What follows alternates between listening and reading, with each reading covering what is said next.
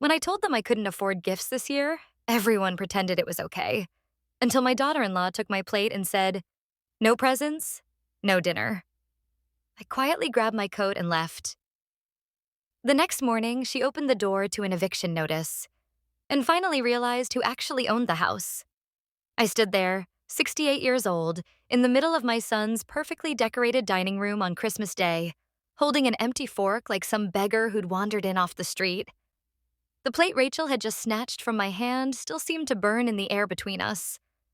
23 family members suddenly found their napkins fascinating, their wine glasses riveting, anything but the spectacle of a daughter-in-law publicly telling her husband's mother that if she brought no gifts, she got no food. No gifts for us. No food for you. She'd sung it, sweet as poisoned honey. The words landed harder than any slap. I felt them crawl under my skin and nest there, hot and pulsing. My chest tightened until I could barely draw breath, but I refused to give her the satisfaction of seeing me crumble. I set the fork down with deliberate care, the tiny clink the only sound in the room, and walked out. No slammed door, no scene, just the soft click of the latch and the December air hitting my face like absolution. In the car, I sat for 3 full minutes, hands shaking around the steering wheel, letting the rage settle into something colder, sharper, useful. Then I drove home, poured a large glass of the good Cabernet I'd been saving for a better occasion, and opened my laptop. Sullivan Property Holdings, LLC blinked onto the screen. 11 properties, 4 million plus in equity, and one very particular colonial on Maple Drive whose tenants were about to discover that the landlord they'd never met was the same unemployed mother-in-law they'd just thrown out of Christmas dinner. I remember the exact moment I decided to buy that house for them. David had been pacing our old kitchen 3.5 years earlier, phone pressed to his ear, voice cracking with frustration because the bank had laughed at their mortgage application. Rachel was 8 months pregnant with Sarah. Swollen and exhausted and pretending she wasn't terrified, they'd be raising 2 children in a 2-bedroom apartment forever. I sat quietly at the table, saying nothing, while inside my heart was already writing checks my mouth hadn't admitted to yet. So I made some calls, created the LLC, bought the house outright, renovated it exactly the way I knew they would love. Warm gray walls in the master, antique bronze ceiling fan, swing set pad poured in the back corner of the yard. Then I handed them the keys through Patricia at Prestige Property Management and told them they'd lucked into an incredible rent-to-own deal with an anonymous investor who never raised rent and never bothered them. They thought they'd won the real estate lottery. I let them think it. Every month their check came to my company, covering 60% of fair market. The rest came out of my savings, silently, gladly. $70,000 over 3 years, give or take. $70,000 from the woman now deemed too broke to buy a Lego set for her own grandchildren. I sipped my wine and stared at the lease agreement glowing on the screen. Standard clauses, renewal terms, rent adjustments, inspection rights, all perfectly legal, all about to become very, very educational. Christmas morning, I woke early, the way I always do when something inside me has shifted irrevocably. I dressed the way a woman dresses when she knows she's going to war. Wool coat, pearl earrings my mother wore the day she buried my father, the handbag David gave me the last Christmas he still believed I was invincible. I looked expensive, because I was. I just hadn't let them see it for a very long time. Patricia met me on the sidewalk at Maple Drive at 2 o'clock sharp. She's managed my properties for 15 years and has never once blinked at my eccentricities. Today, her eyes sparkled with something that looked suspiciously like anticipation. "Ready for this?" she asked. I was ready the moment she took that plate out of my hand. We rang the bell. David opened the door in yesterday's clothes, unshaven, looking like a man who'd spent the night discovering exactly how sharp regret can be. His gaze slid past Patricia and landed on me. Confusion first, then recognition, then something close to fear.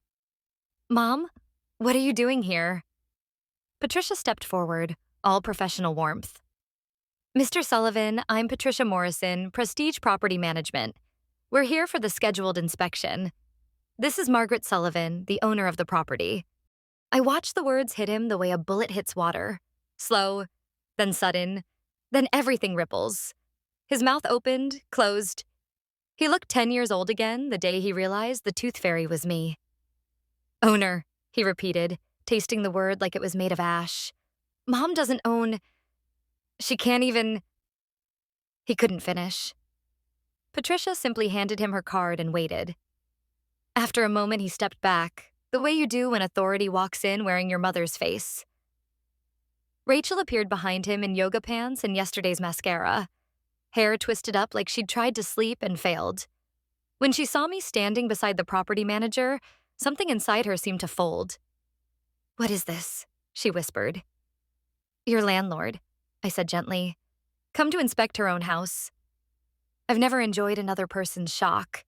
Not really, but I will admit that watching Rachel's world tilt on its axis came dangerously close. She kept looking from me to the foyer walls I'd chosen, the hardwood floors I'd paid to refinish, the antique chair I now hung my coat on like I'd done it 1,000 times. Because I had. In my head. In my heart. Never once out loud. We walked the house room by room while Patricia documented everything with her tablet.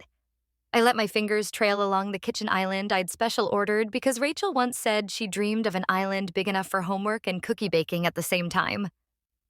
I paused in the master bedroom and commented on the ceiling fan that had taken 6 weeks to arrive because the finish had to be exactly right. Rachel stood rigid beside the king bed I'd bought them as a move-in gift, her face cycling through every shade of betrayal. David kept trying to find words and failing. In the upstairs hallway, he finally managed. "Mom, are we in trouble? Are you going to evict us?" I stopped and looked at my only child, the boy I'd rocked through nightmares and cheered at soccer games and taught to drive in an empty parking lot. The man who'd stood silent while his wife humiliated me in front of our entire family. "That depends," I said, "on what happens next." Rachel's indignation flared like a struck match. "You can't just threaten us. We've been perfect tenants." I smiled the way you smile at a child who still believes the world is fair. Perfect tenants don't usually tell their landlord she doesn't deserve Christmas dinner. We finished the tour in the guest room that was supposed to have been mine, the one I'd painted the softest blue and furnished with the dresser my grandmother brought over from Ireland. I'd imagined sleeping there when the kids had nightmares. Imagined early morning pancakes and bedtime stories. I'd never once been invited to stay overnight. Somehow there was always a reason. When Patricia left, I stayed. The air in the living room felt thick enough to chew. David and Rachel sat close together on the sofa like survivors comparing notes after a shipwreck. "We're sorry," Rachel said, the words small and brand new in her mouth. "Yesterday was unforgivable." "Thank you," I answered. "I accept your apology. But apologies fix the past. I'm here about the future." I laid it out plainly. This was my house. They were my tenants. Family and business were separate columns now, and yesterday they had failed spectacularly at the family one. Going forward, they would choose which relationship they wanted to nurture, because I was done subsidizing people who treated me like an inconvenience.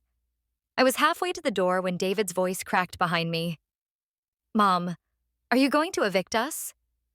I paused, hand on the knob that I'd chosen because it felt good in the palm. I'm going to do exactly what any reasonable landlord would do when she discovers her tenants have no respect for her. The panic on their faces should have felt better than it did. That night, I slept better than I had in months. The next evening, they came to my apartment, clutching a manila folder like a peace offering. They'd researched Sullivan Property Holdings. They knew the scope now. $4.2 million in real estate. They knew what the house was worth, what their equity share would be if they walked away, what market rent would cost if they stayed. They offered to move out voluntarily if that's what I needed. They offered to pay market rent if I'd let them keep building toward ownership. They offered everything except the one thing I actually wanted: unconditional belonging. I was about to give them the new contracts, option 1. 60-day notice and goodbye. Option 2, market rent and a complete reset of our family, when I stopped myself. Because something in David's eyes looked different. Older. Humbled in a way I'd never seen before. Before I could speak, my phone rang the next morning with the call from Hartford Insurance about a wrongful termination settlement. 6 figures. Promotion, signing bonus, the whole fairy tale served up on a silver platter. I believed it for exactly 4 hours. 4 hours of rewriting my own story in my head. 4 hours of wondering if everything I'd put them through had been based on a lie someone else told about my life. 4 hours of almost calling to tear up every contract and beg them to forget the last 48 hours ever happened. Then the break-in at Maple Drive. The hidden cameras. The realization that every painful conversation, every tear, every moment of ugly truth had been watched, recorded, weaponized by a woman who'd decided my life's work was her retirement plan. Linda and Maria Parker.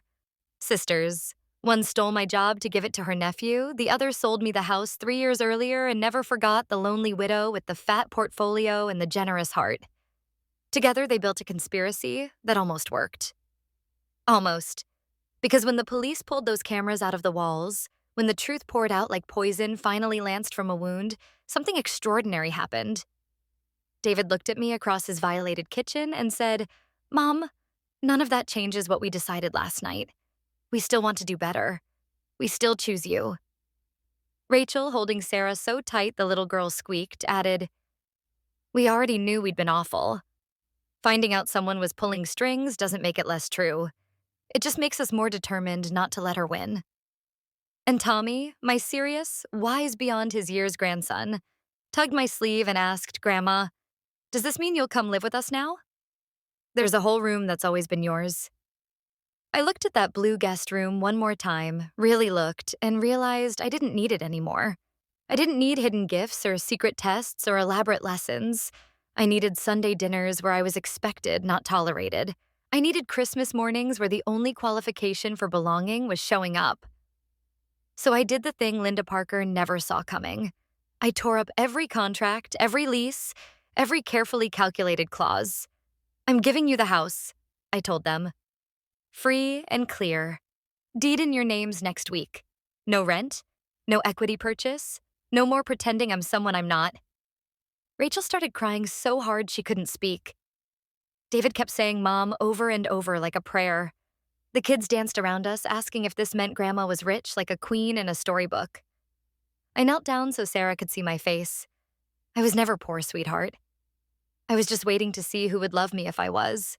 6 months later, I sit at the head of our dining room table, carving a turkey that smells like forgiveness. The same room where I once stood humiliated now echoes with laughter that has nothing to prove. Rachel passes me the stuffing she finally trusts me to taste before it goes out. David pours my wine without asking if I can afford it. Tommy and Sarah fight over who gets to sit next to Grandma, and for the first time in years, there is no doubt about where I belong. Linda and Maria Parker are serving 15 years each in federal prison. Their ring has been dismantled. 12 other families got their homes and their dignity back because we refused to break. Sometimes the greatest revenge is simply surviving the worst version of the people you love and watching them choose to become better anyway. Sometimes the best gift is realizing the plate was never about food. It was about whether there would still be a place set for me when I had nothing left to give. There always is now. And I have never felt richer in my life.